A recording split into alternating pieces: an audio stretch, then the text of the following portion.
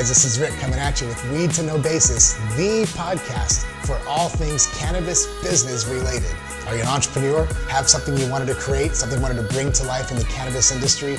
Maybe you've always wanted to partake in one of the biggest industries in modern day history.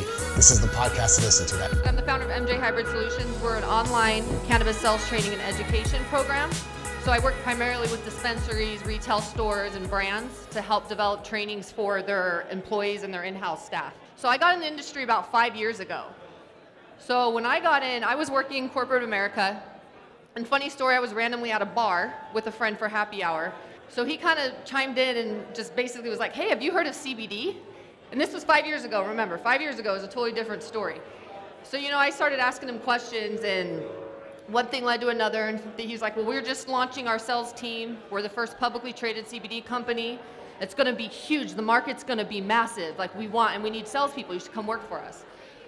So I was like, all right, well, let me try the product. I was taking sleeping pills. I take Tylenol PM every night. And so I was like, let's see if this will help get me off sleeping pills. So I tried it that weekend, and sure enough, I went 2 nights and I didn't take any Tylenol PM, and I was taking Tylenol PM probably for like 10 years before that, every night. So, of course, I was convinced, and so I started doing my own research, right? And so I went and met with them. I reached out to him and went and met their company, which was up the street from where I was working. But I was nervous and scared, right? Because this was so new, and nobody knew about CBD. I was talking to my family and friends, and everyone thought I was crazy, that I was even considering it.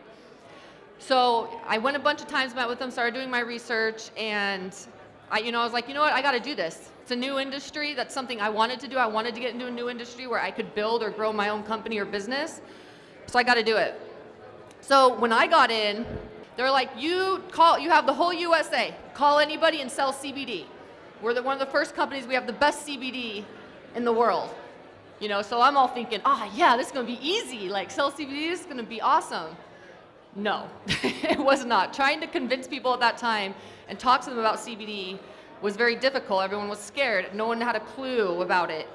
And so during that time, I had to really learn and figure out how to sell CBD, how to actually educate people on it in a way that they would understand. And so while I was there, I went and worked for another company to help build their sales team. And during that time is when I really realized, like, man, there's really no training with these dispensaries on how to help the new consumer. People coming in wanting to try new cannabis or CBD because they've heard about it. And it's kind of bridging that gap. And so that's how I rolled out MJ Hybrid Solutions. And I started working with a bunch of dispensaries locally, and then I put the program online. And so I work with a lot of companies and going in, and now, from 5 years ago, it's a different game. Now everybody and CBD is everywhere. So now it's really like, okay, how do you grow your sales and customer loyalty, and how do you stay competitive in this market? So that's what we're going to kind of get into today. I'm going to tell you some tips and stuff that I've done when I work with people, and what I see is something that's really helped people stand out and sell their products. So first, let's start with what's getting in the way right now with most companies. So as we know, Mark hit it nail on the head. What's legal? What's not legal? Does any of us really know? And even he talked about, you go and talk to a lawyer, what does the lawyer say? Well, it depends. Everyone perceives laws differently. So 5 years ago, when I was with this company, the whole loophole was because we were bringing it from overseas, but then you could sell hemp in the US, you just couldn't grow it. So there's all these different little loopholes and laws that are going around, and nobody really knows. And so what's happening is, what I'm seeing, especially in the cannabis, both sides, but the cannabis and CBD market, is that people are getting so focused on the regulations and compliance and trying to stay a step ahead, but you can't, because we don't know what's going to happen. It's changing constantly. And so I see so many people get their heads so focused on that they're losing their sales, and they're losing what's really important. And so you got to really hone in on those areas. You got to stay on top of it. By all means, you have to know at the time, but you can't let it consume you to where you're losing focus on your customers and driving your sales. Compliance, same thing, right? What you can and can't say. You hear it, you can't make claims, but then you go on every single CBD website and there's claims everywhere. And then one person gets a letter, but someone else doesn't. So you want to go by the book. I would say, if someone asked me, I would say not to make claims, and it's a way of writing it out. There's ways to say things that in a way that you're not really making the claim, but you're helping guide them to understand that. And so you just got to figure out how you can go around that. But again, you can't let it consume you. You can't get frustrated because, oh, other people are doing it, I'm going to do it because I need my cells are horrible right now, or I need to grow. But it's a long-term game, and if you want to be in it long-term, you want to abide by those rules and do it the right way, and it will pay off long-term. Now, the last thing that I notice a lot that's getting in the way too is, I call it big shiny objects, right? This is a new industry. There is so much potential, right? And how many industries are we touching? I mean, we have health and wellness, fitness, skincare, beauty line, the vape industry, tobacco, athletes. There's just so many different areas that you can get into, so it's exciting. And so a lot, you want to try to do all these things, and then now all of a sudden you're trying to do all these things and you're not really succeeding at any of them. So it's really important, and if you have a niche or an area that you're good at or you want to focus on, like, I don't know, Pure Spectrum CBD, they're very focused on athletes, and they just signed a huge contract with the triathlon, and they always stuck to athletes. The company I worked for, CV Sciences, they're big in the healthcare. And it took them a long time, but when they finally went from being, oh, I'm the best CBD company, to be like, no, we're going to focus on the healthcare and make it about healthcare and educate all these healthcare stores, they're now one of the most profitable CBD companies. So it's easy to get caught up wanting to help everybody, and you still can, but you got to kind of find your niche. And if you do have a specific niche or area you want, stick to it and keep going after it. It's the same thing for my company. When I first started, everyone was so big on compliance training, and everyone wanted me to do that, and I almost did, but I hate compliance. I'm a salesperson. I'm not going to do compliance, and so but it was so hard. I wanted to so bad at many times to try to just start doing all these other trainings to try to just stay on top because other people were asking about it. But I stuck to my guns. I've stuck with sales and cannabis education, and 2 years later, I'm starting to see things from 1 or 2 years ago coming into fruition, right? But it just takes time. Just pay attention to that. Beware of that as you get things moving.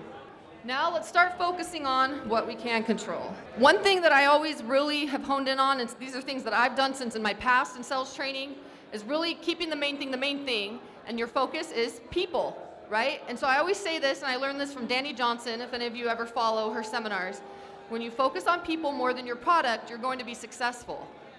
And it's so hard in this industry because it's so new and everyone's so excited about their products. So you're out there, you want to tell everybody why you have the best product. My product's the greatest because of X, Y, and Z. I have this technology, or it's different from this. So you get so caught up vomiting, I call it, word vomiting, why your product's so great that you don't even know who you're speaking to or what they have to do. It's, I'll go to expos a lot, and I'll walk up to a booth and someone just starts telling me all about their product, which is great. I go up because I want to learn. But then they're starting to tell me these things, and then at the end, it's kind of like, well, so yeah, are you looking to get in, or what are you doing? And I'm like, oh, well, I've been in the industry 5 years, I do education, and they kind of go, oh, which is fine, but if they were to first ask me that, then they'd be able to relate, okay, she already knows about CBD, so let's start talking about something specific. So that's what I think that, we get, it's easy in this industry, and that's one of the reasons I really wanted to start my company with the sales training side, is because that's what I was seeing in dispensaries, and when I worked with a brand, the owner would get mad at me if I would start asking questions. He would interrupt and just start going into why they had the greatest transdermal patch because it had this, and that. When the person, they don't care. They want to know what's good for them. They don't care why your product's the best. They want to know why it's going to help them. And so that's the biggest difference is making those little changes and making sure you know who you're speaking to before you're trying to sell your product or your service. And really understanding what their needs are, how much they know about CBD, right? There's so many different people. Some people have no idea. Some people are very educated, and a lot in the middle. So it's all about figuring out what they know, what their issue is, what their concern, what they're looking for, and then taking that and being able to then step back and relate that product to or what you're selling to them and their needs. And it also, sometimes you may not meet their needs. Sometimes you may not have what they're looking for, and it's okay. I know sometimes we want to sell to everybody because we just want to get things going and moving, but in this industry, we know CBD, some people's lives depend on it, right? Some people take it as health and wellness. Some people take it from very medical reasons. And so it's important to make sure that when you understand that and leading them to what the right product is, or at least explaining to them, hey, you might need to try this out for 2 weeks before to see if it works. And so it's really making it about the people. And so I always tell employees that if someone comes in and you feel like you're kind of just talking about all the products and they're looking at you with a stare, staring at you, stop, apologize, just say, I'm sorry, let me ask you a couple questions. People want that. That builds that trust and loyalty. So I'm big on being authentic and real too, right? You can't service everybody. My training's not for everybody. The products I was selling at the time aren't for everybody. But when you really genuinely make it about who you're selling it to and meeting their needs, they're either going to always come back to you even if they need something else, or they're going to want to figure out a way to work with you because people are loyal to people. Kind of back to what I was saying, focusing in on the main thing to grow your business. There are 3 ways. This can be whatever. You're a service, you're a product, you're a retail store. 3 ways to grow your business, right? 1, get new customers. Get those customers to purchase more, so increase your average transaction. And then 3 is getting those customers to return, and I always add in and refer others, because this industry is a big referral game because we are limited on marketing. So these are 3 areas that I always sit down with the managers and I go through, because what happens too is when you roll out a new product, we tend to set very high goals and expectations, and we set it kind of in a higher umbrella versus honing in on the little areas. So when you focus on small areas, you can increase overall. So now I'm going to share with you guys, this is I call it the 10-10-10 plan, and it's a way for you to set small goals with your team, and then you can see the overall increase in revenue by getting through those goals. So this is what I give out a sheet, and again, it's all based on your goals. So what we do is what I just talked about, the 3 areas to grow your business. Sit down, whether you're just starting out or you already have a company, sit down and put in where you're currently at, how many customers you currently service, what the average transaction is, and then how many times you have repeat customers, how many times they come in within the month. On this chart over here, say you have 1,000 customers, right? They come in for the month. They spend about, on average, $50, and you get about 2 repeat customers they usually come back twice within that month, okay? So we can say this is a retail store, people that come in for product. So what I always do is I break it down. If you can increase each area by 10%, so you go from 1,000 to 1,100 customers, you get them to purchase from $50 to $55, and then you get the repeat customer to come back to 2.2, that's a 33% increase in your overall revenue. Just by focusing in on those 3 areas and increasing them a tiny bit. Something like this works wonders with your employees, because employees, they're not bought in like you are as an owner, right? So they don't care. It's like, oh yeah, they want us to upsell CBD, like we're helping people. But no, it's not a bad way. There's things you can do, and I'm going to take you through a few of the strategies that you can use to help in these areas. But when you can say, look, if we just increase this area 10%, I always tell the managers, tell them, you're going to work on getting more customers in the door with the marketing. You guys got to work with your marketing team, come up with some strategies. If you can get 10% more people in the door, and then with your employees say, hey, this is, our best employee does this average. This is the incentives we're going to put in place for you guys to make sure, okay, if someone comes in and they buy 1 tincture, let them know they can get 2 tinctures and get 10% off, right? Let them know that, look, if we just increase each of these areas 10%, you're really getting a 33%. It's the same across the board, 20%. If you increase each area 20%, you see an overall increase of 73% revenue. That's huge, right? And it seems so simple, but it's so easy to lose focus. I do it for myself too. Sometimes I have to remind myself to sit down and break it down. It's so easy as an owner, and you get so caught up, especially in this industry, because you're stressed all the time because you don't know if you're going to get raided half the time, or if you're saying something wrong, or if you're shipping it to a state that technically it's illegal. So it's so easy to forget that. Or a lot of times people come in and CBD's huge, I can sell it, I'm going to make so much money. But how much competition is there now? Right? So you got to figure out, how am I going to, separate myself? Yeah, you want to have a unique product, but how am I going to meet my customers' needs first and foremost, and take care of your team, because when you take care of your team, they take care of your customers.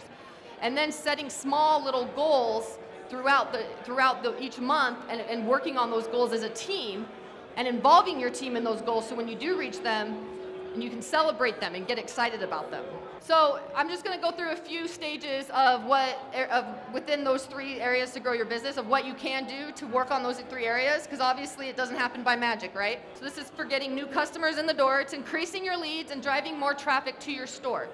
So this includes the marketing, get with your marketing team. If you are your marketing team like me, figuring out what networks, what areas you can reach, And who have you not reached out to, right? If you have a product or service, or a CBD product, for example, are you reaching out to every single person in your phone, seeing if they've heard about CBD or they know about it or if they might know somebody, right? I get calls every day from family members now asking about CBD just because it's slowly, getting out. Social media, we know there's some things we can and can't do, but you have to figure out what areas you can increase your marketing efforts to get more people in the door or to get more people on your website. Increase the effectiveness of the sales process. So what I talked about, focusing on people, the secret to growth is to create more meaningful conversations. So training and development, before starting your business, if you do put the training and development in place, sometimes it's a high investment that people can't budget for if you create your own training. Doing that before you're starting is such a big difference I see in different companies I work with, a huge difference. You don't want to wait till you've already started. It's a lot harder to get people engaged. And increase sales conversion, get more clients. So this is where you get your current customers to purchase more. Offer incentives. What can you do? You have tinctures or you have vape pens. What can you increase? Okay, if you buy 2, you get the 3rd one for free. Or if you buy 3, you get 20% off. Come up with bulk packaging or bulk products that people will want to purchase. And if you just increase it a little bit or offer a little bit of a discount, you're going to increase your average transaction overall. And people like that because they want. A lot of times too, when it comes to upselling and it comes to the incentives, employees are scared to bring it up to customers. They come in, they think, oh, I want a half-gram vape cartridge. Okay, that's all they want, so that's what they want. And they're probably on a budget. They don't know, they just are too scared to ask. But why not say, okay, you want the half-gram vape cartridge, so tell me why you like this cartridge, you seem to get it all the time. But just so you know, if you get it in a full gram, it's only $20 more, and you're basically it'll last you twice as long. So it might be beneficial if you're gonna keep getting it, right? If they can't afford it, then they say no, and so be it. But you don't know if you don't ask. And so this is a big area of improvement, especially with your employees, because people are just scared to ask, scared to get to know the customer. The last 2, increase your value transaction, get more money. So this is where I just talked about adding the product bundles. If you can, raise your price or reduce discounts if you see that it's not really making a difference. You got to play with the numbers.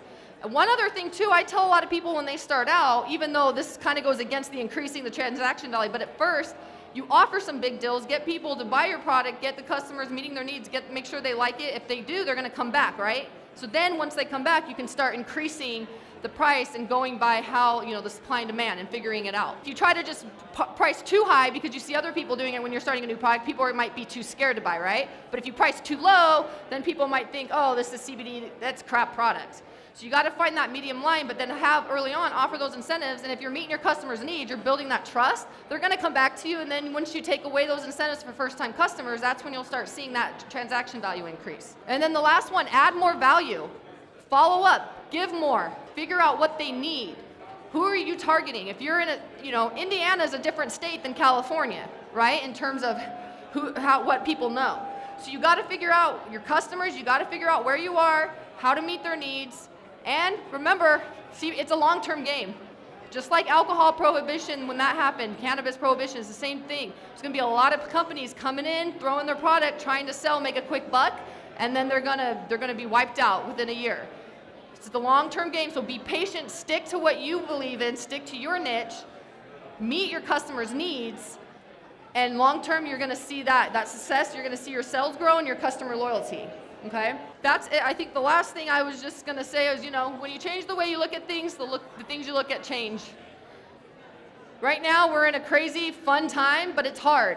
And there's a lot of regulations, there's a lot of things that aren't gonna go our way, there's a lot of frustration with the government, there's a lot of different players coming in, ruining it for others because they're putting a product out and trying to sell it and don't really care about the customers, but we have to care about all that and we have to work together because we're still trying to end the stigma. We're still trying to educate and get more people to understand what CBD, what cannabis can do. So we have to work together, and that means everybody needs to step up, focus on their customers and making sure they're providing a great product or service. So thank you so much for your time, guys. I appreciate it. If you have any questions, I'll be walking around all day.